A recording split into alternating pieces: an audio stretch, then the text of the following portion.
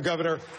Before I get to Michelle Bachmann, I want to you're a physician, Ron Paul, so you're a doctor. You know something about this subject. Let me ask you this hypothetical question. A healthy 30-year-old young man has a good job, makes a good living, but decides, you know what, I'm not going to spend $200 or $300 a month for health insurance because I'm healthy, I don't need it.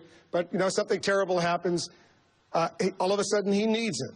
Who's going to pay for if he goes into a coma, for example? Who pays for that? In a society that you accept welfareism and socialism, he expects the government to take care of it. What do you want? But what he should do is whatever he wants to do and assume responsibility for himself. My advice to him would have a major medical policy, but not before. But he doesn't have that. He doesn't have it, and he needs intensive care for 6 months. Who pays? That's what freedom is all about, taking your own risk. This whole idea that you have to prepare and take care of everybody. But, Congressman, are you saying the society should just let him die? No. I practiced medicine before we had Medicaid in the early 1960s when I got out of medical school.